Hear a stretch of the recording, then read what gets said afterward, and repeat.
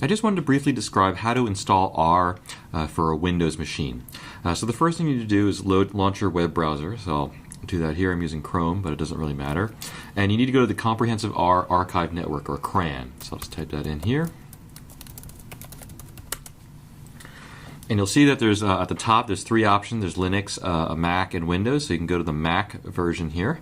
And you want to go click on the base link here. And at the very top, you'll see download R 3.0.3 for Windows, and that's exactly what you want. So you can just click on this link, and the download will start. And so depending on how fast your internet connection is, this might take a few minutes. Okay, so the download's finished. I'm going to click on this. And you'll probably have to click on yes for this. And so you can choose your language here. There are a number of choices in terms of the translations that you can choose from. So I'm going to choose English because that's my language.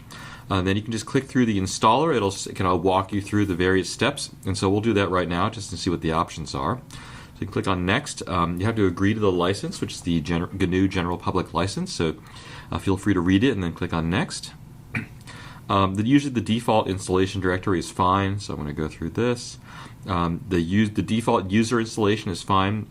There are other kind of installation setups that you can choose from. If you know you have a 32-bit machine, maybe an older machine, you could click on that. By default, it will install both versions, so you don't have to really worry about that. So just click through Next on this one.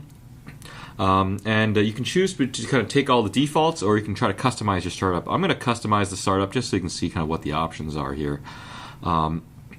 This option here shows you asks you whether you want an MDI or SDI interface. So what that means is basically, do you want R to kind of run in one big window with kind of different sub windows inside of a big window, or do you want it to run in kind of like separate windows? I prefer to use the SDI mode, where the console will be in one window and the kind of graphics window will be a separate window. I feel like I like that a little bit better. It's easier to work with. So I'm going to click on the SDI option. And then you can choose how you want to look at your help files. So the HTML help is a little bit nicer, it's prettier to read, and the plain text help is, it's just plain text. So maybe I'll just click on plain text just to be different. And then you can choose whether you want standard or internet access. This, generally speaking, you should not mess with, so you just click on Next. You can create a shortcut in the start menu, so that's usually a good idea.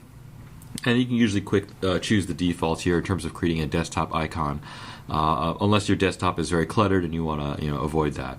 So these defaults are fine. So I'll click on Next, and then it'll start installing the files on your computer. So now it's done, and we can just click on Finish here, and you've now installed R on your computer. And so I'll just close this browser here. And I see I got a desktop icon here, so I'll just double click on that. And there we are, we're running R.